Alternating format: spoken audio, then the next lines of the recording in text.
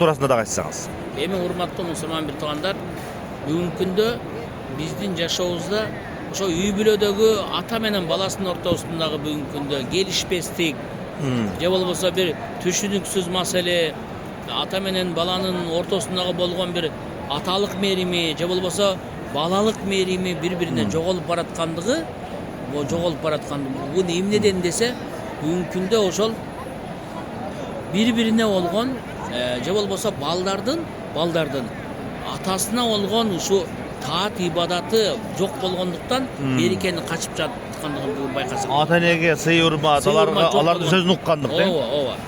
Себеби карасаңыздар, Алла Таала Куранда да айтат го, ошол баякы Исмаил алейхиссаламды алып келип жаткызганда, Исмаил алейхиссалам ошол өзү өлүмдүн астында турса дагы, ошол атасына жакшы осуят берип атат. Не деп атат? Атаке, ошо менин көзүмдү жаап койсоңуз, себеби көзүмдү көрүп аталык мээримиңиз ойгонуп кетип, Алланын буйругун аткарбай калбаңыз атаке. Же болбосо менин колдорумду байлап коюңуз, балким ошол муздап атканда колум менен сизге бир ыза бере албайын деген нерселерди айтып атат да.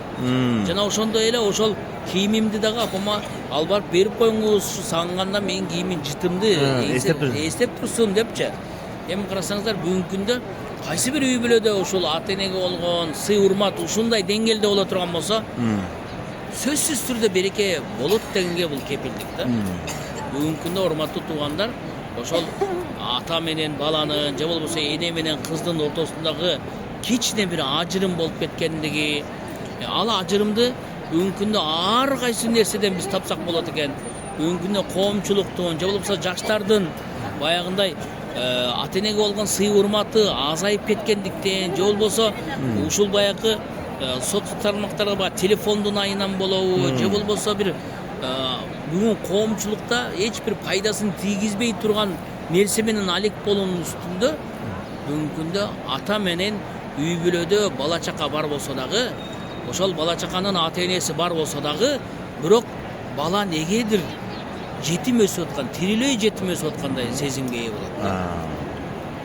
Демек, бул жерде биз сабак ала турган нерсе, ата менен баланын ортосундагы мамилени оңдош керек. Чындаш керек. Алла Таала ыраазы болгон болсун, устаз, биздин убактыбыз дагы аяктап баратат. Алла Таалам биздин ар бир үй бүлөгө ынтымак берсин, береке берсин, балдарды аталарды сыйлай турган, аталарды балдарды түшүнө турган болсун деп Алладан сұрайбыз. Рахмат эке, я архамар рахимин.